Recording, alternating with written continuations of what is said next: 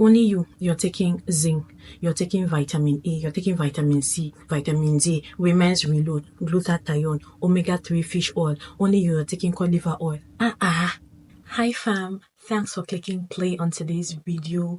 I am Dr. Giselle. On this channel we do everything self-care, soul care, and we talk a lot about skincare.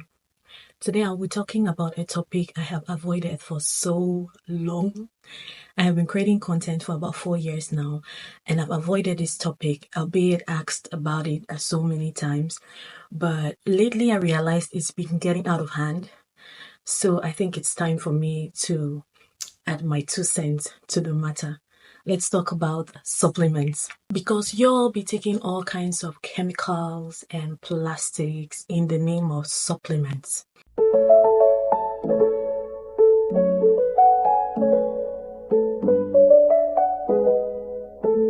So what are supplements?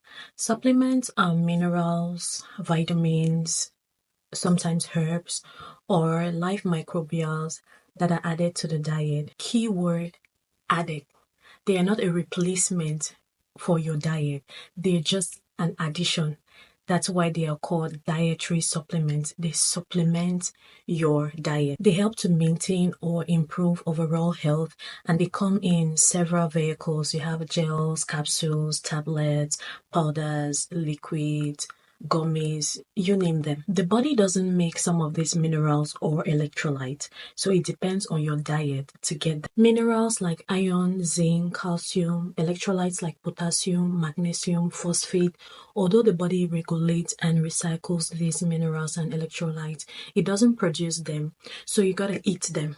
You're going to supply your body with these minerals by eating food. So your diet is already getting the minerals and electrolytes it needs for your body to function, and supplements only come in when there is a deficiency of some sort. Now, how and when should you take supplements?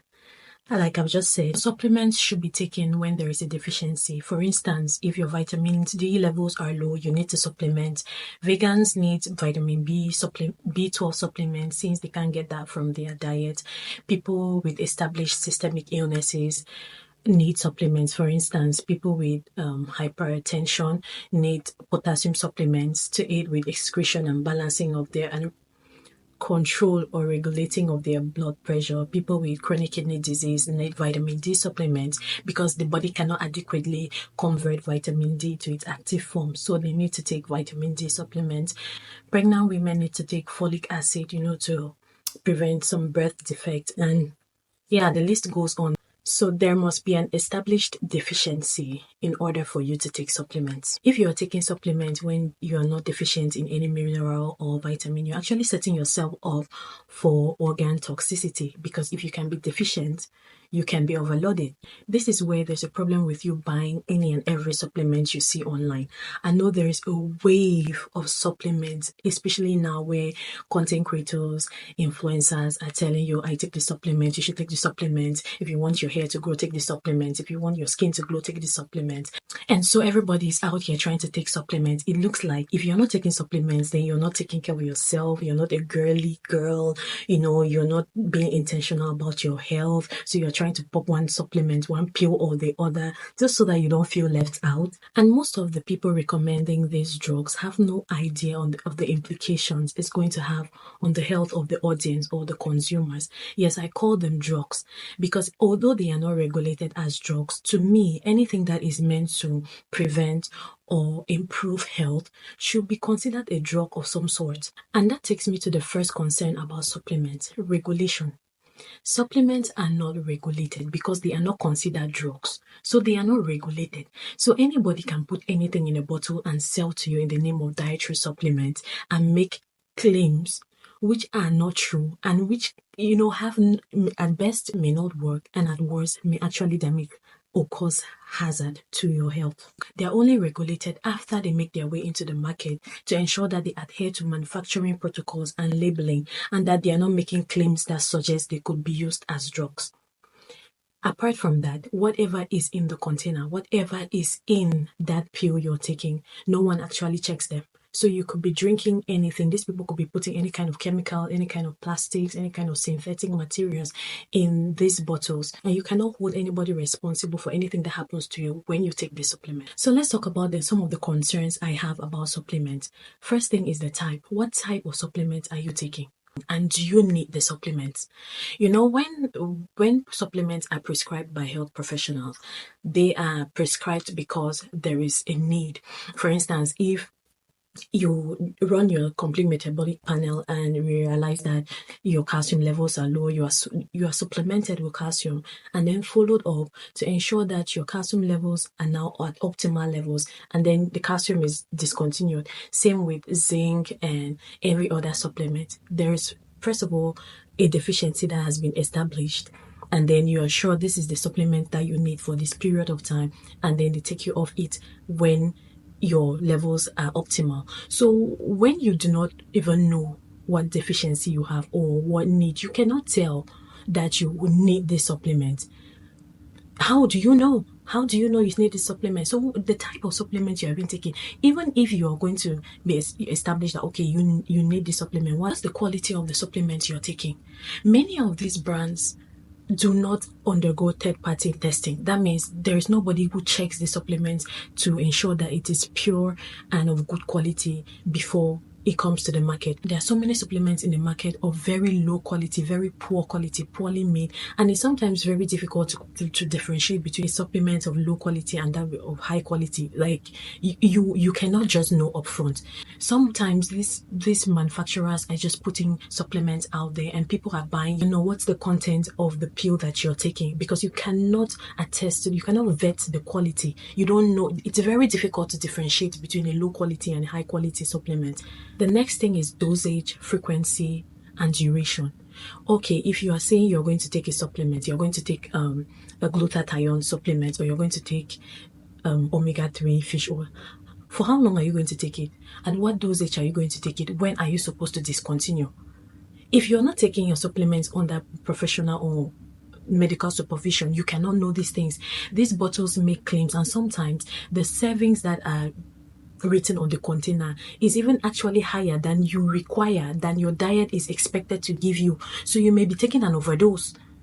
If you have established, say from Google or from asking questions, that you're supposed to take 500 milligrams of vitamin D or 1000 milligrams of vitamin C, or I don't know, 1000 international units of zinc, for example, how do you know that that dosage is right for you, for your age, for your weight? How do you know? And even if you have established that, how long are you going to take it? Will you wake up every day of your life and take women's reload or folic acid? Or I know that many women, because of menstruation, lose blood every month, and sometimes their HB levels may not be optimal.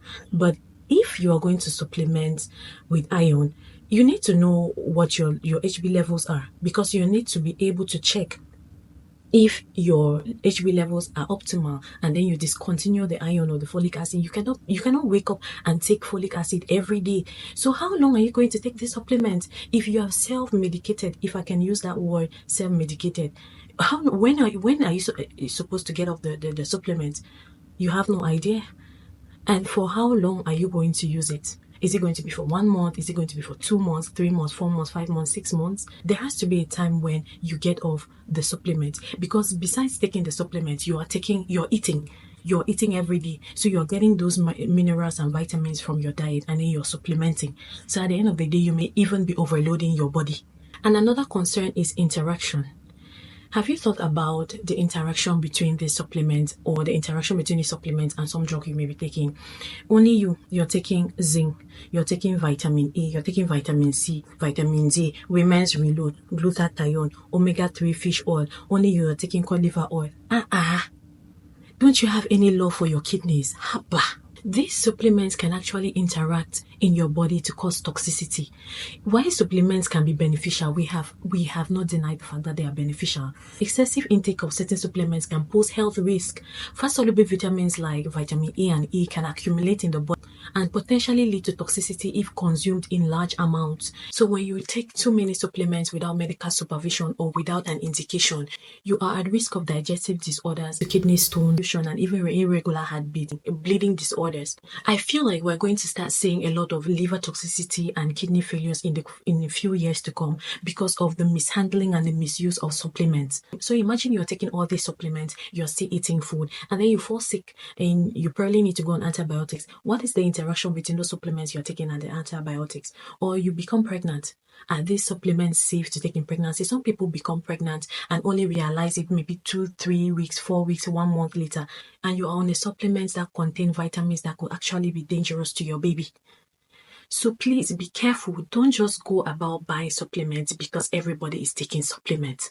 And I've even heard recently that people are taking weight loss supplements, breast enlargement, butt enlargement, penis enlargement supplements.